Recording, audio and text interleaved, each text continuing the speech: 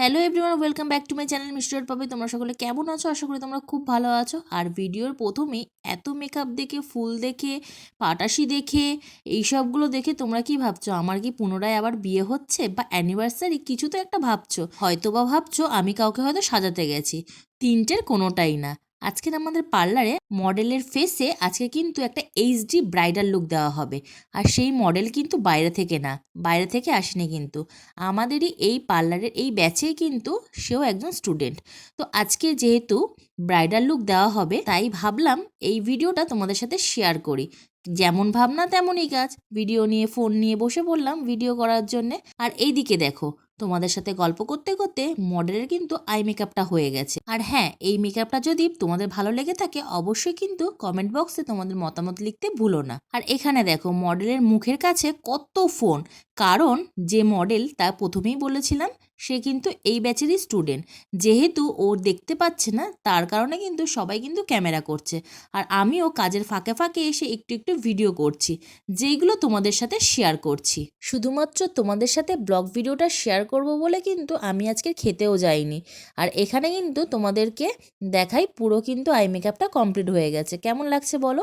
বাঙালির সাজে সাজবে, কলকা আবার মাথায় থাকবে না, সেটা কি কখনো হতে পারে? তাই জন্যে ব্রাইডাল লুক যেহেতু সাজছে, কপালে তো কলকা তো মাস্ট। এই কারণে কিন্তু কলকাটাও সুন্দরভাবে করে নিচ্ছে।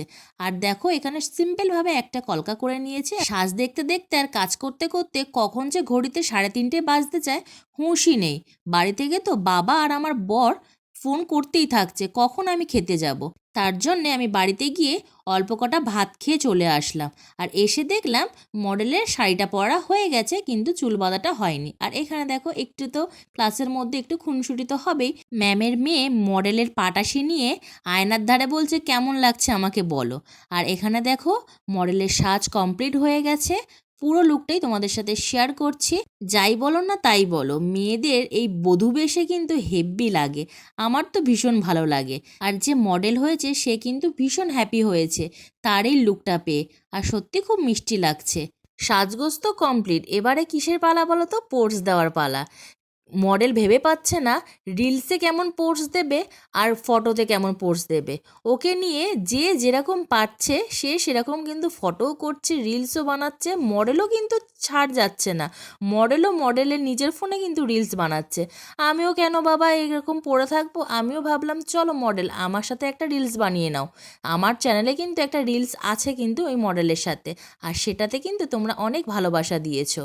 আর এইদিকে দেখো মডেল ফটো তুলে তুলে রিলস বানিয়ে বানিয়ে শেষ হয়ে যাচ্ছে। ফটো কিছুতে ভালোভাবে নাকি ওর উঠছে না।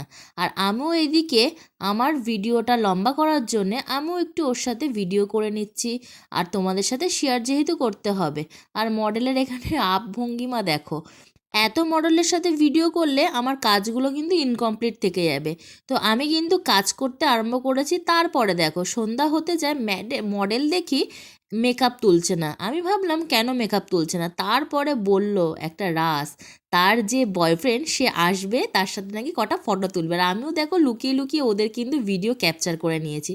তারপরে আর কি, ওরা যখন দুজনে মিলে জুটি করে ফটো তুলছে আমি তখন হয়ে গেলাম ফটোগ্রাফার। আমিও খানিকটা ওদের ফটো তুলে দিলাম। তারপরে মনে পড়লো যে মডেলের কিন্তু চুলের খোপাটা তোমাদের সাথে শেয়ার করিনি, তাই জন্যে তোমাদের সাথে মডেলের খোপাটা শেয়ার করলাম। আর এইভাবেই ভিডিওটা আজকে শেষ হয়ে গেল। দেখা হচ্ছে অন্য একটা ভিডিওতে। টাটা।